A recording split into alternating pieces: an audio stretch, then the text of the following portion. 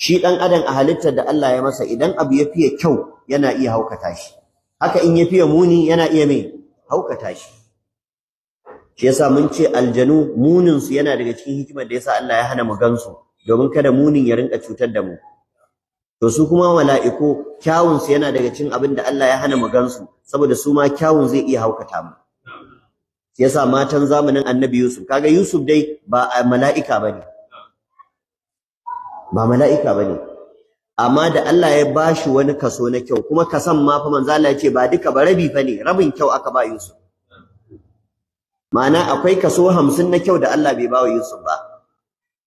To amma lokacin da Annabi Yusuf ya bayyana gaban matan Misra, kuma matan fa ba gajarabul ba, mata ne first class wanda sun san meye kyau, domin matan shugaban ƙasa ne da matan ministoci da matan gwamnoni, waɗannan gajoji ne, manyan mata ne.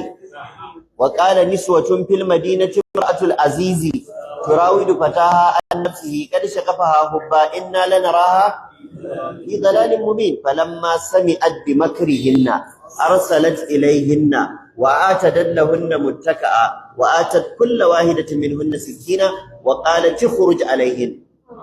Sai matar shugaban kasa ta ce to a kirawo mata, dan Allah matar shugaban kasa idan za ta yi walima gajarabul mata take kira ko kuma mata ƴan uwanta, matan sarakuna, matan hakimai, matan gwamnoni, matan ministoci, irin su fa ta tara. Da aka zo ta ce ina gayyata ku walima, sai ta kawo musu abinci, amma abincin da ba a ci sai da wuka, shine aka hado da wuka.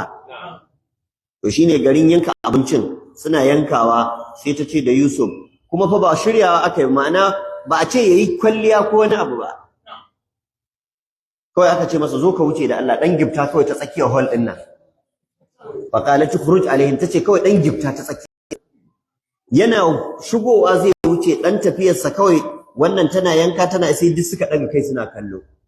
Kallon su ma fa ba wai sun shirya shi bane, irin abu ne sharp kawai suka zo wucewa, kawai dan daga kan kowace sai girba hannu, suna yanka hannunsu da wuka kuma ba su sani ba. Yanzu kai ka gwada dan tsikarin hannunka da reza ka ji, zaka ji ko ba zaka ji ba.